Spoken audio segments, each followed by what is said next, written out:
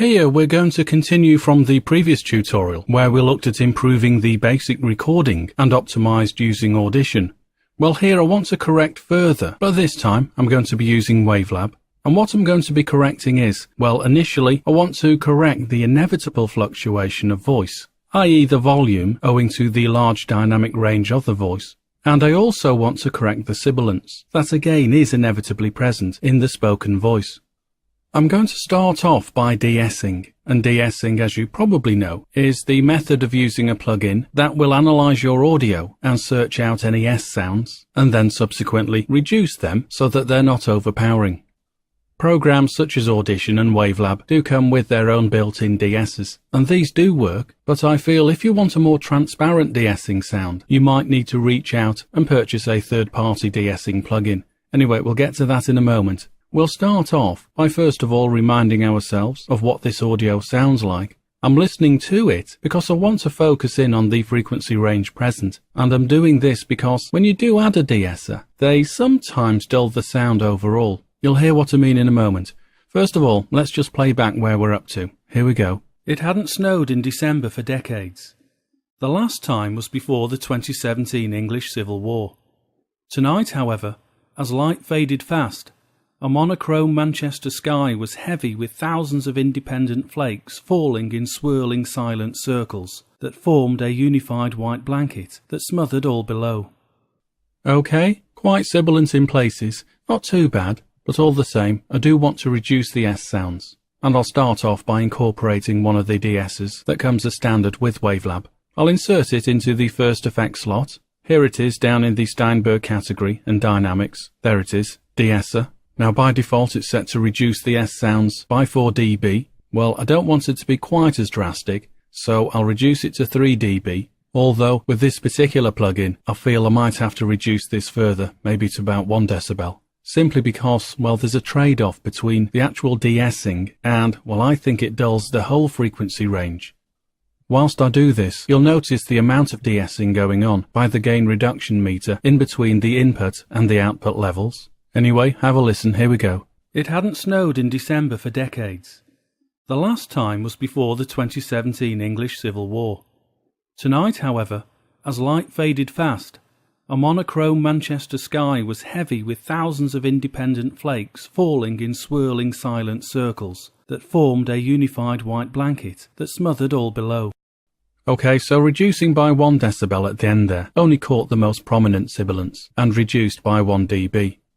Well, as I say, that's one de-esser that comes as standard with Wavelab. Let me try out a different one now. I feel this one is a little bit more transparent and more forgiving for the whole frequency range. So I'll switch that over and I'll come down to a plugin made by FabFilter, this one down here, Pro DS, and I'm just going to quickly set it up so this time we reduce by 3 dB, and I'm going to focus in on the lower sibilant areas rather than right across the frequency range. Just bear with me whilst I set this up. There are some presets if you want to use a preset, but anyway, I'm happy with this. Let's try it out. Whilst I'm playing back the audio, I'll adapt it to suit. Here we go. It hadn't snowed in December for decades. The last time was before the 2017 English Civil War. Tonight, however, as light faded fast, a monochrome Manchester sky was heavy with thousands of independent flakes falling in swirling silent circles that formed a unified white blanket that smothered all below. Hear what I mean? I think that's a little bit more transparent. We can reduce by 3 dB there, and it doesn't really affect the other frequencies right across the range. And the graphical display certainly informs us where the sibilance is and where this particular plugin is activated, and consequently reducing by 3 dB. Well, I'm happy with that, so I'm going to render this and print it to file. With this resulting dialog, I want to make sure that I process in place, and it is for the whole file. Once I'm happy with all the settings here, I'll simply hit OK. All done. Now, another thing I want to correct with this voice is, as I mentioned earlier, the fluctuating level. Now, to be fair, it's not too bad. However, I do want to make it sit better with an average level. One method you could use is simply by selecting an area and then manually adjusting as necessary. So with this area, for example, where we do have louder words just for a moment or two, well, with this area selected, and in fact I'll just focus in a little bit more to around about there, well, I can now use the shortcut Ctrl+G, Command+G on Mac to open up this gain dialog. And I'm going to be fairly drastic with this. I want to reduce the volume of just this ranged area by 2 decibels. And I'll hit apply. Consequently now, we can visually see that those words there aren't quite as loud as they were. And overall they will sit better with the not quite so fluctuating overall volume now. As a result, of course, my overall level is a bit lower, so I need to normalize this. I'll come up to Process. I could have used the shortcut N, but by coming to Process, I can select the level normalizer, and I'm given a couple of choices here. I can either analyze first of all and subsequently normalize so that any digital peaks trigger the reference, or, in my opinion, if you want a more natural sound, change this over to true peaks, and then now with my peak level optimized at -0.1 dB, just under 0 dB, I can hit apply. Let's have another listen to the beginning. Here we go. It hadn't snowed in December for decades. The last time was before the 2017 English Civil War.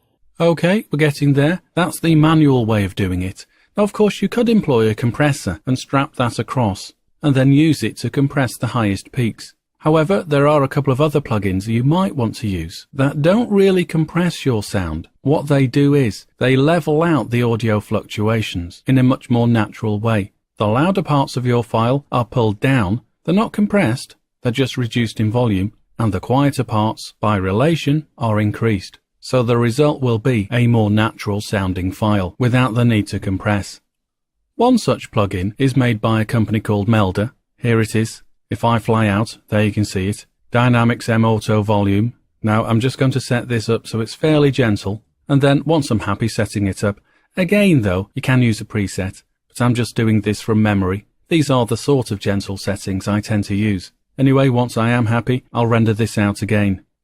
Okay, all done. Now I'm just going to remove it from our effects slot, and as a consequence of leveling out the volume, I need to normalize once more. Those settings are fine, so I'll hit apply again.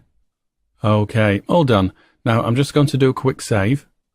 As I said a few moments ago, these sorts of plugins are becoming much more prominent now. It might be worth you downloading them and demoing them to see which you prefer before purchase.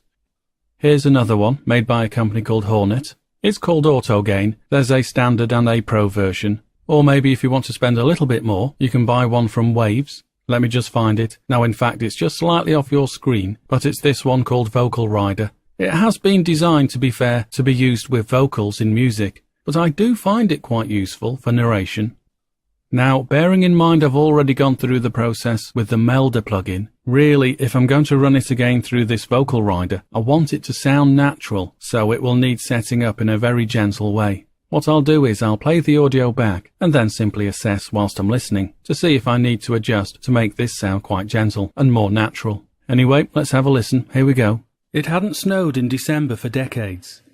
The last time was before the 2017 English Civil War. Tonight, however, as light faded fast, a monochrome Manchester sky was heavy with thousands of independent flakes falling in swirling silent circles that formed a unified white blanket that smothered all below.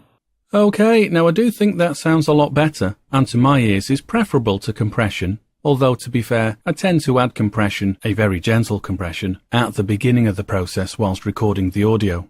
Anyway, that's a quick run through then when you want to optimize your podcast using particular plugins, either that come with the program that you are using, Audition, Wavelab, SoundForge, whatever, or by using third-party plugins that you will, to be fair, have to pay for, but in my opinion, probably do a better job. Anyway, I'll let you decide that.